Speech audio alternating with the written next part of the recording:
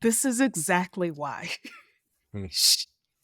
This interview was everything I knew it would be Mm-hmm. if ever he was sat across from a Black woman who is able to ask him questions. Yeah. Okay? Like, I knew it was going to go about this well. And the Trump campaign people could not get that man off the stage fast enough. Yes, that is true. They rushed him off the stage relatively quickly. Yeah. He immediately was racist. I didn't know she was Black until a couple of years ago when she happened to turn Black. He did say that. Those were his words. Down on immigrants stealing quote unquote Black jobs. He could not help himself. There are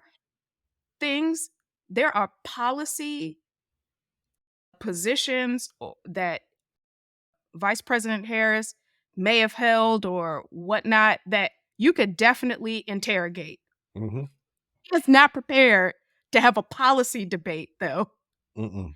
with anyone. Yeah. Yeah. Certainly not with VP Harris.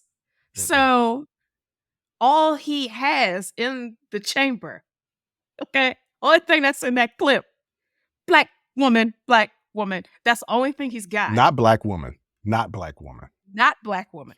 Yeah. And then the audacity, because he is not the only one to do this. I've seen this talking point several times on conservative media.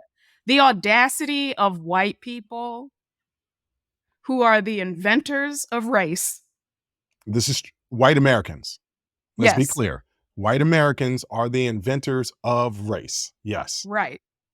To then tell us who we can consider part of our community. Mhm. There has never been a point in time where Kamala Harris has not been a black woman, and proudly so. Never a point. She is a graduate of Howard University. She is a member of Alpha Kappa Alpha Sorority Incorporated. So just to be clear for the audience out there who don't know what those two institutions are, Howard University is a HBCU, historically black college, and AKAs. They were the very first black sorority. They are over 100 years old. Yeah. Part of the Divine Nine, black sorority. Yes. Yeah. Yes. Anytime that she has been asked, she says, I am a black woman, proudly. That is never, but she is also an Indian woman. Hey, guys, first of all, let me give you a little history on black people in America, particularly descendants of slaves. That's who I'm talking about. Descendants of enslaved people. Well, technically, okay, she is descendant of slaves, but not descendant of slaves based in America. Right. But yeah, listen. That's what they're trying to harp on. Yes. And that's not because her father is Jamaican. Right. Which is Jamaican a nationality. Which is a nationality. It is not a race. Her father is black. Yeah, her father is black. Okay. Black people are not indigenous to Jamaica. This is true. They got there one way. One way, yeah. The only damn way. And that's through the transatlantic slave trade. This is but true. A little something about a good majority of people in America who are descendants of slaves. We are multiracial. We have biracial, multiracial family members, or we are ourselves.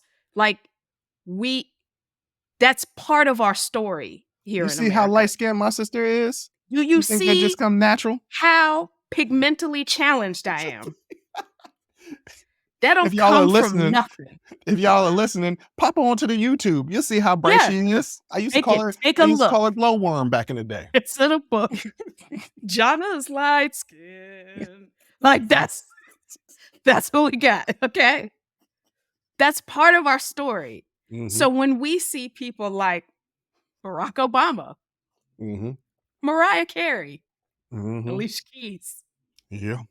Kamala Harris. Yeah. We know within our community that those are Black people, Montel Jordan. because this is how we do it. Right. I don't know what Montel Jordan had to do with that. I thought it was a funny name to throw in the mix. Oh, because I don't.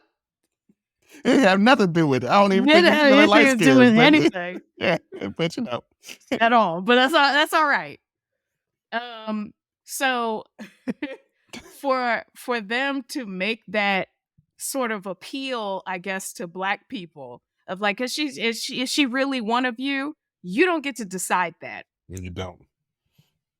You truly, truly don't. You think you do because you invented race, but you don't get to decide who we consider part of our community. It was a train wreck, and I couldn't look away. And it was absolutely fantastic. But there's very much more. It was not that long. They got him off the stage as soon as they It was a could. good 30 minutes. It was a good 30 minutes. Yeah. It was supposed to be much longer than that, and it would have just continued going downhill. If you like that clip, go ahead and hit that like button. Don't forget to subscribe to catch up on all of our latest content. Don't forget to hit the notifications button when you do subscribe so you can get updated every time we release content. We release content every day, whether it's an actual show or clips from the shows.